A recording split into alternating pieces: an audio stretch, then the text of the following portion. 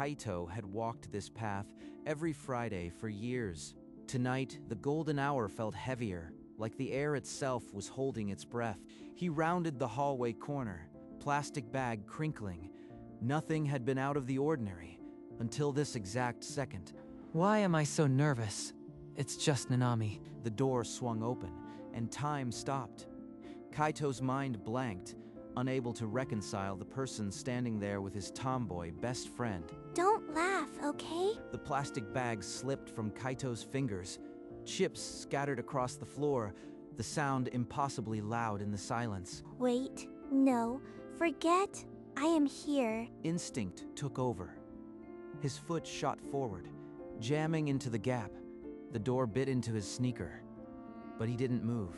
Nanami, let me in. Please, just go. Don't look at me. I am not leaving.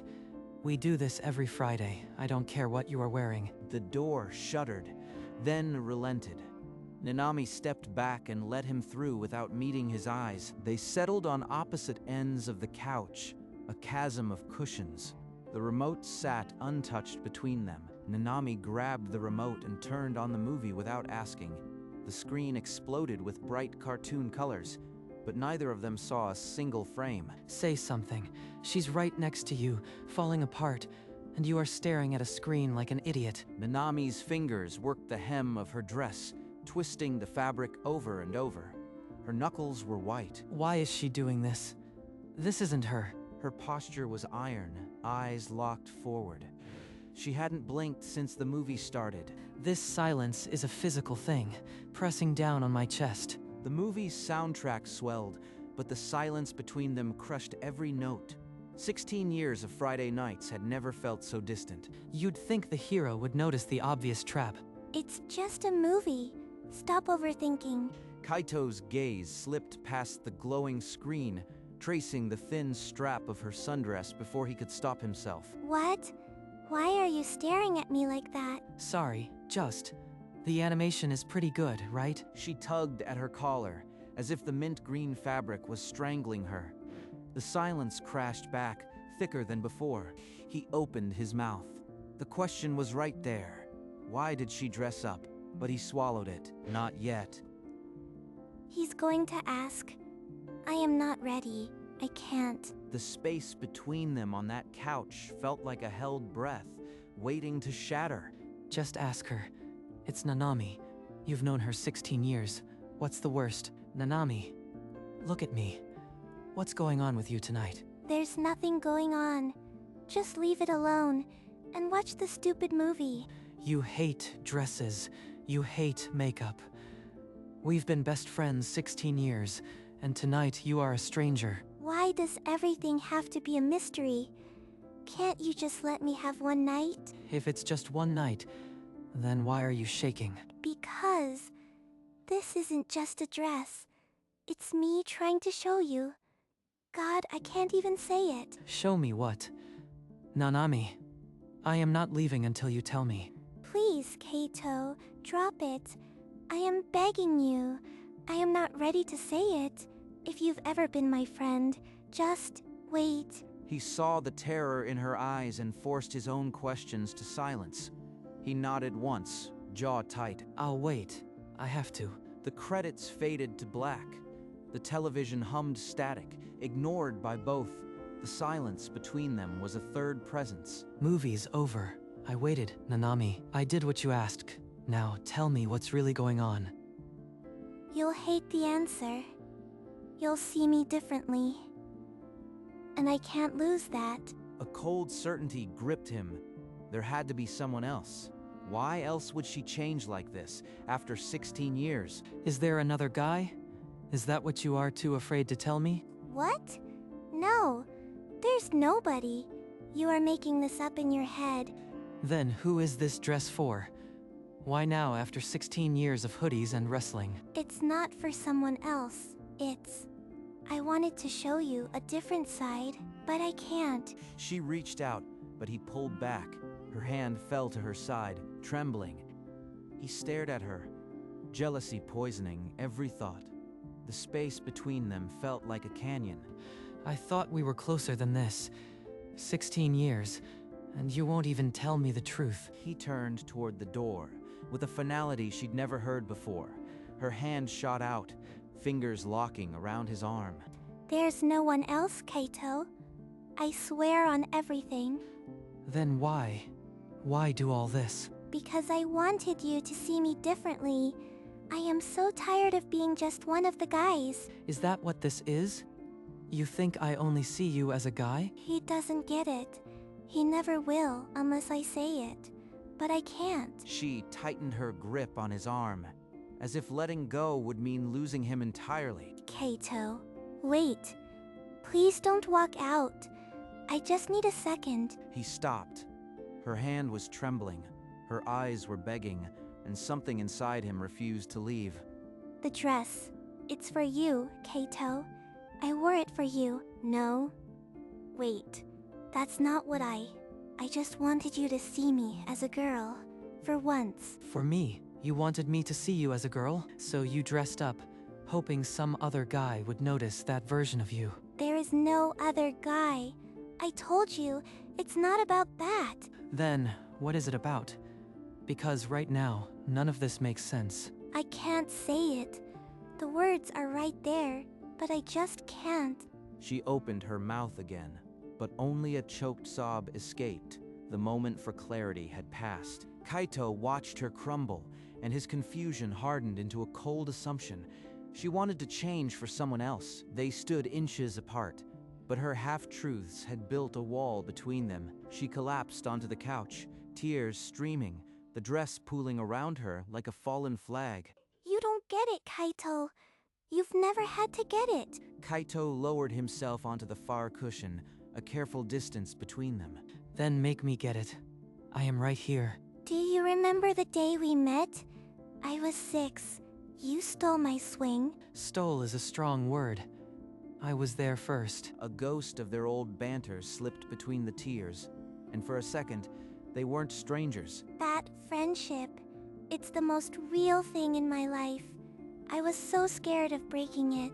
Nanami, nothing could break us. You know that. She took a shuddering breath, fists clenched in her lap. The wall was cracking, and behind it was a truth she'd carried for 8 years. I've loved you for 8 years, Kaito. Since we were 12.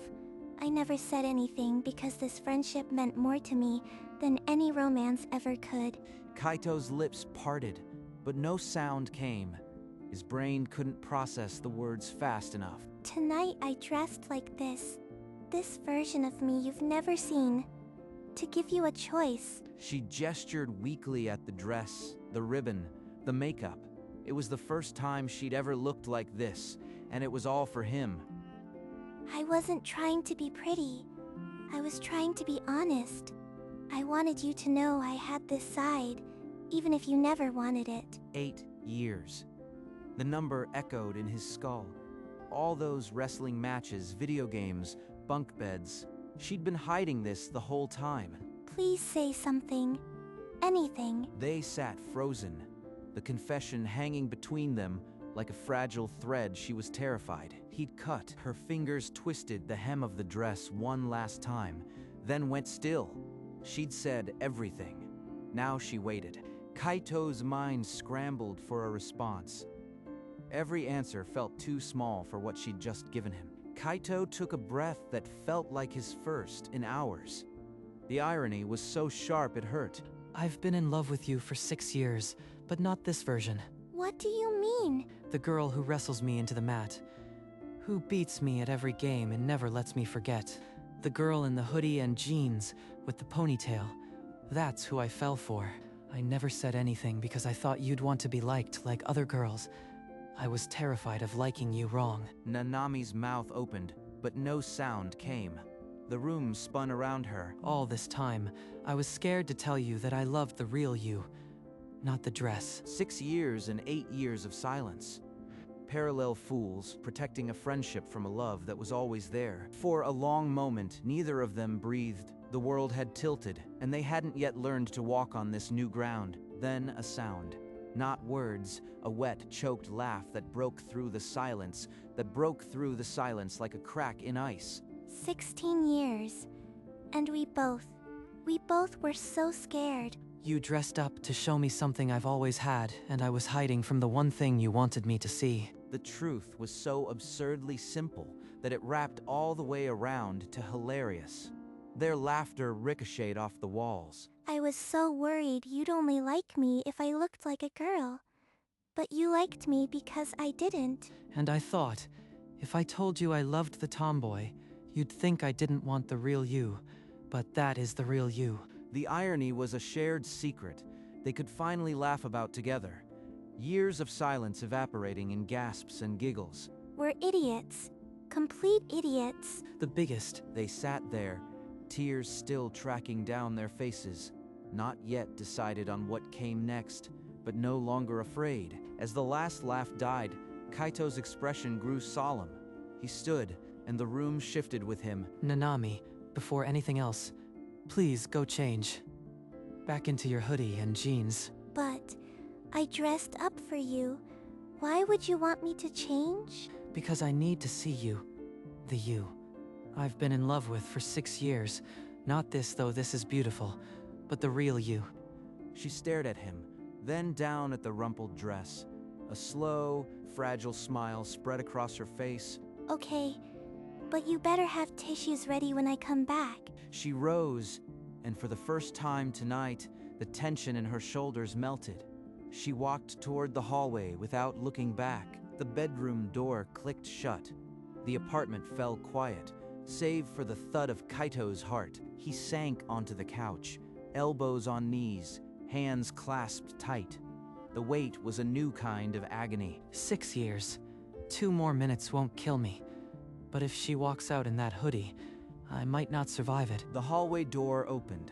Nanami walked out in an oversized gray hoodie and faded jeans, hair pulled back in a messy ponytail. Kaito looked up, and his face broke into the softest, most genuine smile she'd ever seen. Stop staring like that. You are making me nervous. Because this is you. The you I've known forever. He stood, crossed the small distance, and took her hand. The gesture was simple, but everything in it was new. His hand is warm. Why is this so different now? He led her back to the couch, and they sat close, knees touching, still holding hands. I've rehearsed this 1,000 times, but now that you are here, like this, I can't remember a single word. Then, say whatever you are feeling. No filter. She squeezed his hand, a silent signal that whatever came next, she was ready to hear it. I fell for you watching you victory dance after pinning me in 10 seconds, flat. You were so happy, so real. I remember that. You were so mad. And the way you laugh when you beat me at games, like it's the best thing in the world. I love how you never cared about looking perfect.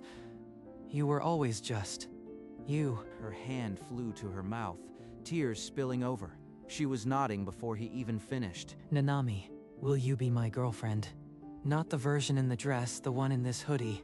Yes. Yes, you idiot.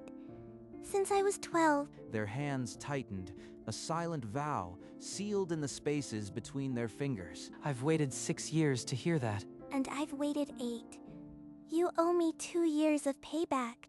Before the last word left her mouth, Nanami launched forward, tackling him into the couch with a force that stole his breath. His arms wrapped around her on instinct, holding on like she was the only solid thing in the world. They tumbled sideways, a tangle of limbs and laughter, cushions scattering, neither willing to let go first. Do you know how long I've dreamt of doing that? 8 years. I owe you at least a few more tackles. She pulled back just enough to punch his shoulder, though the gesture held zero menace and all affection. That's for making me wear a dress. Hey, you chose that, but I'll take it. He reached up and ruffled her hair, the ponytail slipping, just like he'd done 1,000 times. Only now everything was different. They stayed tangled on the couch, laughter fading into a comfortable silence that felt like the first page of something new. You hungry? I could order pizza. Starving. Pepperoni and extra cheese. Don't skimp on the cheese. He called. She leaned into his shoulder, scrolling through menus on her phone like it was any other Friday. The pizza arrived, and they sat cross-legged on the floor, the coffee table pushed aside, laughter spilling between bites. Put on something stupid. No drama, no tears. I've had enough of those for one night. Comedy. I want to hear you laugh. The screen lit up with comedians, but half the time they were watching each other, catching up on every missed glance. This feels normal, like we've been doing this forever. We have been, since we were 6. The only difference now is I can do this. Clock on the wall read past midnight, but neither of them moved to end it. Sometime after 2 a.m., her head grew heavy on his chest, his arm reflexively tightening around her. The television flickered to static, a quiet hum filling the room. Neither stirred. Morning light crept through the blinds, pale and soft. Kaito's eyelids fluttered. She's still here. It wasn't a dream. He looked down at her, face slack with sleep, hoodie bunched under her cheek, and felt a warmth that had nothing to do with the blanket. He pressed a kiss to her hair and pulled the blanket higher, over her shoulder. The world outside began to stir, but inside this apartment, time stood still. For 16 years, they'd woken up as friends. This morning, they woke up as something more. I could get used to this. I could get used to her. He didn't wake her. He just watched the sunrise paint her in gold and let the moment be enough. The week that followed looked almost identical to the 16 years before. Same wrestling matches, same game nights, same laughter. Except now, when she pinned him in their park wrestling match, she stayed there a beat longer, grinning down at him. Get used to losing, boyfriend. I've been used to it for 16 years. On game nights, his hand found hers during loading screens. She pretended to swat it away, but never actually let go. Distracting me won't stop me from crushing you. Wouldn't dream of it. At the campus cafe, they now shared one large soda, 2 straws tangling in the cup. She still stole his fries. She's still the same. She's just also mine now. And every time she buried herself in a game, he'd lean over and kiss her cheek. She'd blush, then punch his arm, and nothing had ever felt more right. In 5 years of dating, Nanami wore the mint dress twice. The first time was their 1-year anniversary. She had chosen it herself. Not for him, because she wanted to feel that side of herself for the night.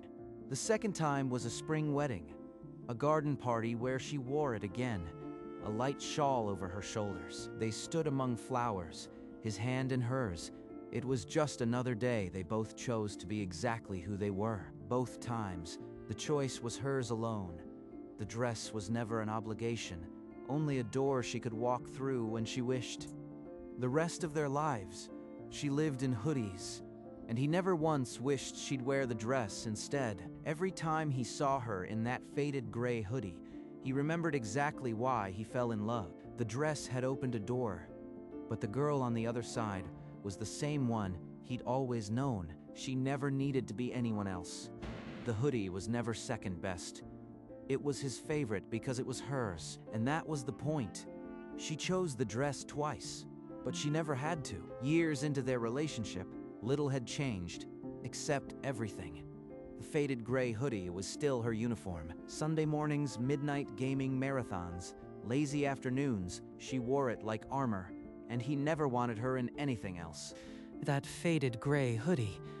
My favorite thing she owns. He never hinted about the dress. The choice stayed hers, and she rarely took it. The hoodie was enough. You ever get tired of seeing me in the same old hoodie? Never. That hoodie is more you than any dress could ever be. He meant it completely.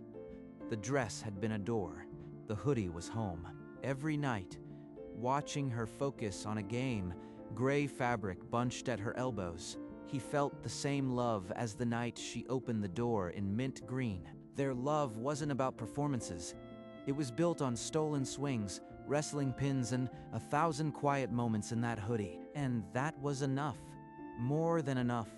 It was everything. One quiet morning, years after that first fateful Friday, Kaito opened the bedroom closet for a jacket, and his hands stilled on the familiar mint green fabric, worn just twice, but holding 1,000 memories. He touched the hem, smiling at the faint wrinkles. Behind him, the bedroom door whispered open. You weren't supposed to see that. She stepped into the room, her hair a messy morning ponytail, cheeks flushing as she caught him. I was just remembering. This dress. It started everything. I'll wear it again someday. Not for a reason, just because I want to. Only for you. You never have to. You do know that, right? I fell for the hoodie. She closed the distance, her fingers intertwining with his, and pressed a kiss to his cheek. I know.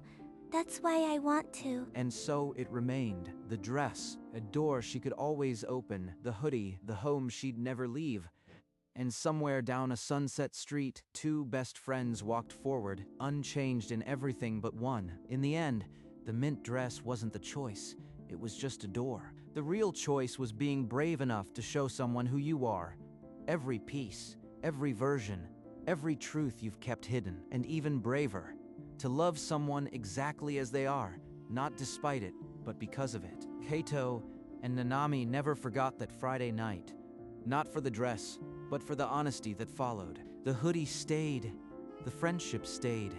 Only now, there was also this, a life built on the simplest, strongest truth. They had spent 16 years as best friends, and now they would spend the rest as something more. All because one night a girl in a wrinkled sundress whispered, "Don't laugh, okay?" And the boy who'd known her his whole life didn't laugh.